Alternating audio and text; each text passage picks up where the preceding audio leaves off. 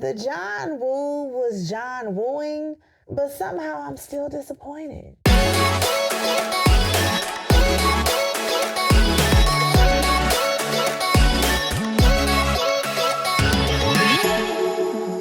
I'm Brandy. This is Solicit Cinema, where I keep it real with you guys, and I always call it like I see it. If you're not down with that, I got 2 words for you! Silent Night is an action thriller starring Joel Kinnaman. You may remember him from Suicide Squad. He plays an everyday husband and father who loses his 7-year-old son to a stray bullet because of these warring gangs. And he also loses his voice due to a life-threatening injury, all on Christmas Eve. Classic revenge movie, punish those responsible, John Woo at the helm. I don't understand where this went wrong. But before we get into that part, let me talk about the good stuff. Joel Kinnaman, he did a fantastic job. He didn't speak for the entire film, and understandably so, he had a throat injury. However, he was able to really nail his emotions. He gave us all the face, he gave us all the intensity. He killed his role. He really did. He did his job. The action was good. It was intense. It was immersive. Like I said, the John Woo was John Wooing. However, there was no fucking dialogue from anybody. What kind of shit is that? Now, I understand why Joel Kinnaman's character didn't have any dialogue. What does that have to do with everybody else? His wife didn't say shit. Maybe she was standing in solidarity. I don't know. The detective didn't say anything. I'm just like, why isn't anybody talking? Nobody was talking. The gang members wasn't talking. The only dialogue we really got was kind of like from the TV or the radio or police scanners. But other than that, there was just no dialogue. And I was like, what? Okay. The other problem that I have with this is that I understand that the son died, and this is a story about the love between a father and a son. I get that. However, they just shove it down your throat like every 5 minutes, and it's just too much. It's overpowering, and it's just like, damn, we're on this again. Okay, another flashback. Okay, another hallucination. Okay, it's like, damn. Another issue that I had is that it took so long for the action to actually start. The movie starts off strong for a few minutes, but then the action just stops for a very long time.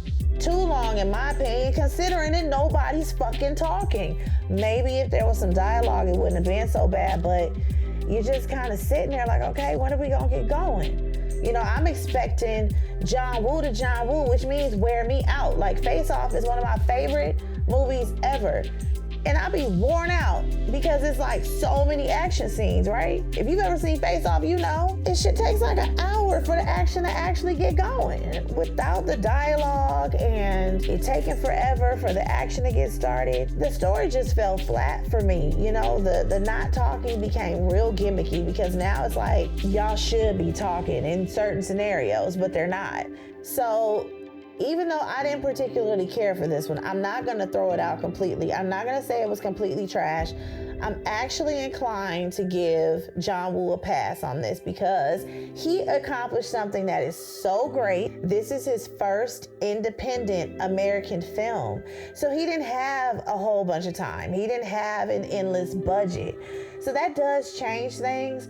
And he was experimenting, he did say that as well, with doing the silent thing, but also I think it was beneficial for that budget because if you don't have to deal with people fucking up their lines, then that's less time that you gotta deal with shooting and reshoots and so on and so forth. But I'm just saying that is a huge accomplishment, super happy for him. I didn't like this experiment, it did not land for me. So I'm not gonna quite say that John Woo is back. It's been a while since he's done an American film.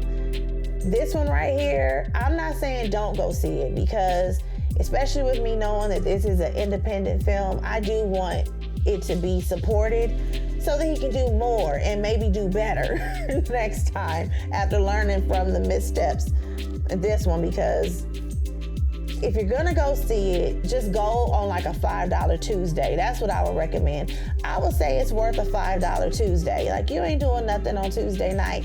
Go check it out. It's not 100% trash, but now that I've told you all of this, you'll understand and you'll just be waiting for the action scenes. Don't expect some phenomenal story. Just wait for the action, enjoy the montage scenes, and yeah, I would say $5 or just wait for it to hit streaming. But let's try to support him. If you want more movie reviews and recommendations like this, then go ahead and subscribe. Why haven't you subscribed already? You should have subscribed a long ass time ago. It's a whole vibe up in here. The fuck? Anyways, I'm out of here, guys. Till next time.